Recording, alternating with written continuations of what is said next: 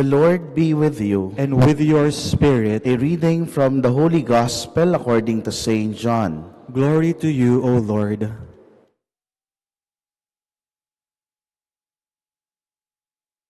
The disciples said to Jesus, "Now you are talking plainly and not in any figure of speech. Now we realize that you know everything and that you do not need to have anyone question you.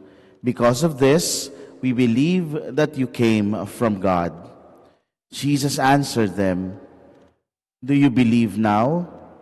Behold, the hour is coming and has arrived, when each of you will be scattered to his own home, and you will leave me alone. But I am not alone, because the Father is with me. I have told you this so that you might have peace in me. In the world you will have trouble, but take courage, I have conquered the world." My dear friends, the Gospel of the Lord. Praise to you, Lord Jesus Christ. Good evening, my dear brothers and sisters, and greetings and blessings as well for all those who are with us through our live streaming sa Facebook page ng Chapel of the Eucharistic Lord. Ang pagpapala ng Diyos ay sumainyo. Our Lord Jesus gave consoling words to the disciples, and maybe He's also telling it to us now. No? Sabi ni Jesus, "I have told you this so that you might have peace in me." No? Jesus wants us to experience the peace that is coming from Him. In the world you will have trouble. Sabi niya, but take courage. I have conquered the world. No? Napagtagumpayan na daw ng ating Panginoon ang mundo. And Jesus, in today's gospel, did not promise complete victory to His church in the world.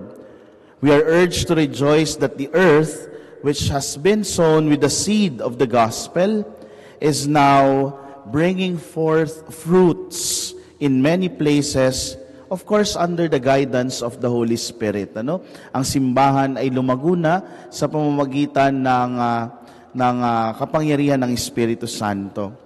And maybe that is short of saying that in following Jesus, we are not given the promise of an easy life. No? Hindi dahil na ipako na ang ating Panginoon sa krus, namatay, muling nabuhay, at sinabing niligtas tayo sa ating mga kasalanan, no, ay hindi na magiging mahirap ang buhay. Walang exempted po. Pain and suffering will always be part of life. The good news is, through the help of the Holy Spirit, always present to increase our faith, no? To increase that hope in our hearts and the charity, no, in our hearts, we will be able to surpass every trial that we will meet along the way. Our faith calls us to rely solely in Jesus' unfailing presence and providence.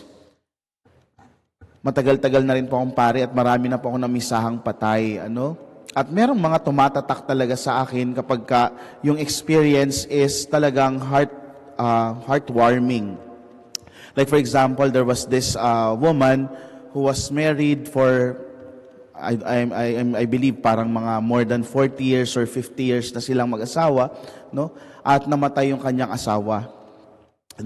And talagang magsanggan-dikit sila na mahal nila ang isa't isa. No?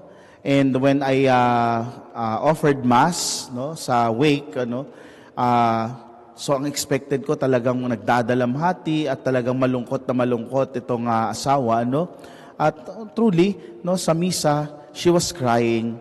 And then afterwards, nung nagliligpit na kami, syempre ako po ay bumati ng aking mga condolences, at lumapit sa kanya. Niyakap niya lang ako at humihikbi-hikbi ng kaunti. And then afterwards, pagkakatanggal ng pagkakayakap, sabi niya, "Father," sabi niya gano'n, nag-text kasi sa akin si ganito, yung binigay niyang pangalan, and then sabi, may cancer pala siya. Can we pray for her? Sabi niya gano'n. Can you offer masses for her?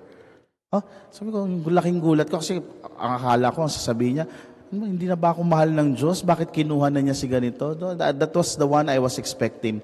But nagulat ako sapagkat I was surprised because even at the lowest point of her life, she exemplified genuine faith and charity. Virtues taught by Jesus in sowing the seeds of the gospel, which has become operative in her life. My dear brothers and sisters, I believe that growth in charity and faith can only be gauged through retrospection. Yung pagsusuri ng ating mga sarili. Even in the midst of life's struggles, we can find the hands of God maneuvering us towards something greater, towards something better, beyond us. We only have to anchor our faith in Jesus who overcomes the world for us. If we are in touch with ourselves, kung kaya nating makita at suriin ang ating mga sarili, there we will find our connectedness with others, and most especially our connectedness with God. It is only then that we can find the seed of charity and faith growing as a natural part of us, and that is the only time we can say that we have experienced what Jesus was telling us today. The peace that is coming from Him, the peace that Jesus offers.